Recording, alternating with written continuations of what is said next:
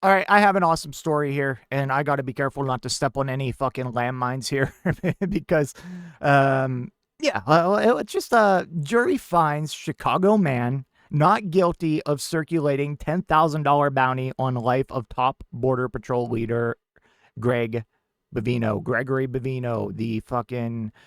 he's the DHS guy you see on the ground with all the ICE agents. He's the one that's probably wearing some fucking trench coat and looking suspiciously Nazi-like and acting definitely Nazi-like. So some person apparently put a $10,000 bounty on his head. Now, once we actually read more onto that, you're going to be like, wait, how's this? Something doesn't make sense here, and it's going to make more sense on why he was found not guilty and he was acquitted. So let's go ahead and get into this and like initial reaction to the headline. Like, how do I put this out there without being deemed a domestic terrorist? All I'm going to say is the jury found them not guilty, and the world is healing. Okay, listen, man, I'm not saying to put bounties on people's head, but I think it shows the dissent and the just pure hatred that people have against ICE and just the federal agents on the ground doing these fucking immigration operations on the worst of the worst. I think we are seeing more and more of just people being like, fuck you guys, you're fucking Gestapo pigs. I mean, we did see that with the man who went up and threw a fucking Subway sandwich, a Subway footlong at some federal agent. And guess what? They couldn't convict him. They couldn't convict him. Grand jury said, nope, nope, nope, no indictment. No indictment. So, okay. Let's get into the story. Jury finds Chicago man not guilty of circulating $10,000 bounty on the life of top Border Patrol leader Bavino. A man accused of offering a $10,000 bounty over Snapchat for the life of a top Border Patrol leader was found not guilty on Thursday in the first criminal trial stemming from the Chicago area immigration crackdown that started last year. Jurors deliberated less than 4 hours before returning the favorable verdict for the 37-year-old Juan Espinoza Martinez. He faced one count of murder for hire and up to 10 years in prison if convicted in the first criminal trial out of the Chicago area immigration crackdown. Testimony lasted mere hours in the federal trial. That's the latest test of the Trump administration's credibility on federal surges that have played out from Minnesota to Maine. Espinoza Martinez, who wore a suit and tie, listened too intently with his arms crossed near his stomach. He did not speak but hugged his attorneys afterwards. Who wore a suit and tie? What? Why do we have to point this out? Why do we have to point this out? He's showing up to court. Like, I'm sorry, but like, it's just a little silly to me. Anyways, at the heart of the government's case are Snapchat messages from Espinoza Martinez to his younger brother, a friend who turned out to be his younger brother and a friend who turned out to be a government informant. That's crazy. Like, how do you become friends with someone who's like a secret government informant? We have secret, like, paid government informants. It's a bit scary.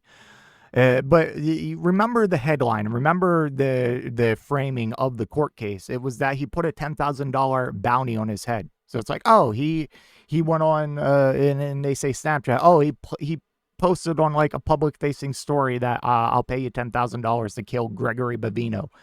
It's like, no, that's actually not what happened. It's like he sent it to two people, and one happened to be a Fed. And there's more to that.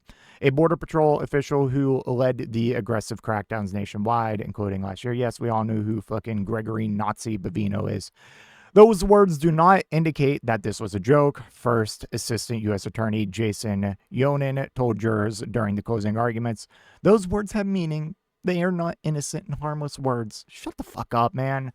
I'm tired of right-wingers being able to come out every single day like, we should kill homeless people. It's actually good. Like, these people who come here illegally, we should put them in concentration camps, and maybe they'll think twice. Like, you guys can openly say this shit, and then you fucking turn around and pull the fucking victim card when, like, someone who is anywhere left of fucking far-right extremist says, like, anything slightly mean.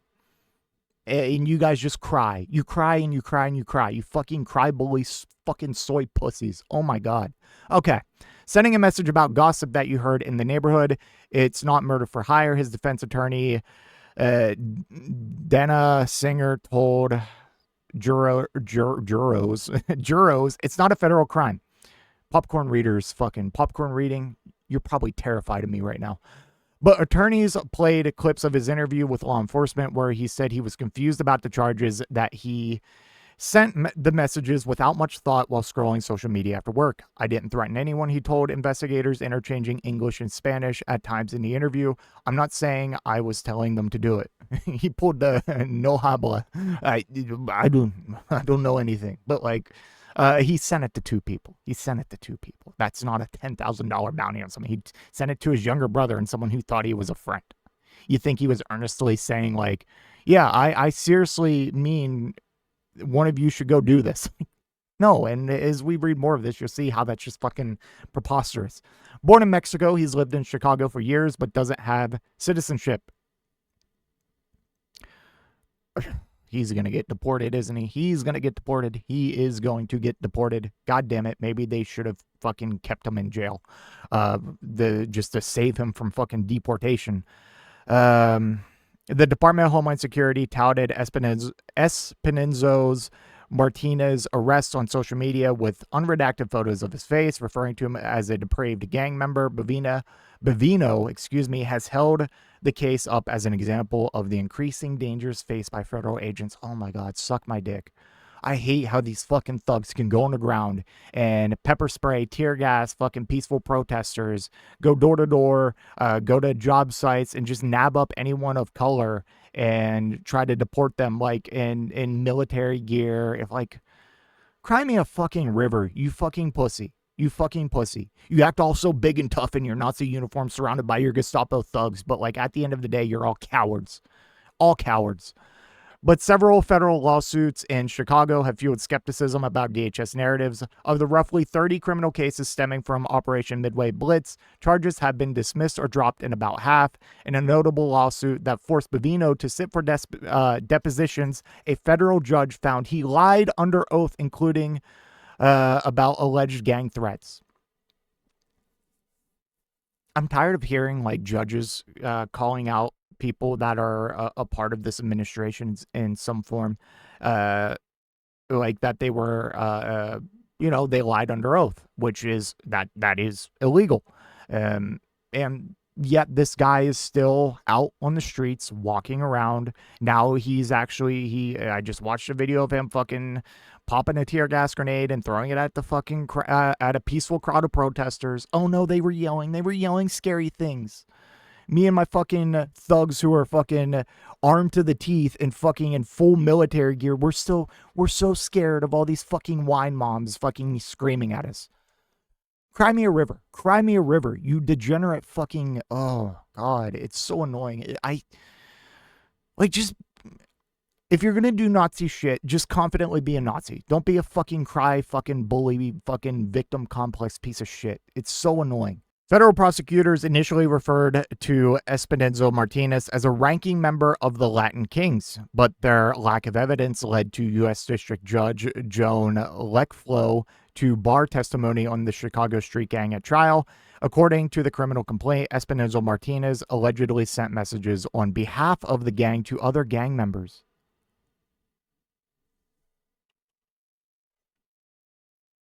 What? These people just make shit up. And I don't know how they can keep getting away with it. Like, this is like kind of like the Abrego Garcia case where they're like, he is a top-ranking MS-13 gang member. See, he has MS-13 tattooed on his fucking knuckles. Look at this Photoshop picture. And it's just like, how can they keep getting away with this? They need to be held accountable. And if any Democrat is serious about running in the midterms, running in 2028, if we have elections, if you're not talking about number one, abolishing ICE, and number two, having some fucking new Nuremberg trials for all of these fucking thugs, then take a seat. Take a seat. Don't bother. Don't bother. If you're already elected and you're not up for re-election and you're not calling this shit out and trying to do something about it, resign. Just get out of here. Like, you're useless. You are useless. So, and back to this case specifically, if it was put on his story or somewhere public facing, maybe. I mean, sure. Yeah, like I would agree with some form of conviction there, or indictment, whatever. Because, you know, that's not okay. A fucking Snapchat to like two of your friends or your younger brother and a fucking Fed friend, then like what are we doing? If this was on his public Snapchat story, even then, all right, yeah, convict him, indict him, whatever. But 10 years for that's insane. Because you also got to look at like another important thing here when you're doing convictions is you got to look at the capacity of this individual.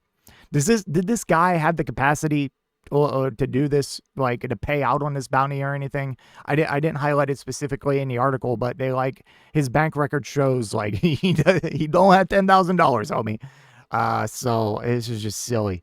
And like if this like on its own like could stand on its own as like a dangerous threat or a dangerous call to action, then why do you have to throw in all these other lies? Like, oh, he sent this to his gang friends. He's a top Latin King gang leader. It's like, why do you need to throw in all this other shit? I mean, they do this for almost every single case. And it's crazy. And it's like that paired with us seeing on video from 20 different angles of you murdering someone and then saying that they threatened you and were turning towards you and were trying to kill you. And you say, no, that's not the case at all. Dangerous radical left terrorists. It's like, how are we supposed to believe you? How are we supposed to believe you on anything? Like, how can we take you at your word? It's silly. It's ridiculous. And I wish more people would wake up to that fact. Abolish ICE. They fucking throw them all in jail. I don't care anymore. It's so, I can't wait to more and more people wake up, like, especially on the right side of the aisle. But at this point, I'm losing hope every single fucking day. Anyways, let me know what you think in the comment section down below, and I will see you in the next one. If you made it to this point in the video, I just want to give a special thank you. If you enjoyed it, please hit that like button down below, and if you really enjoyed it, maybe consider hitting that subscribe button while you're down there. I want to hear your thoughts in the comment section. I will try to reply to any and all comments that I can. Until next time, watch that video on screen.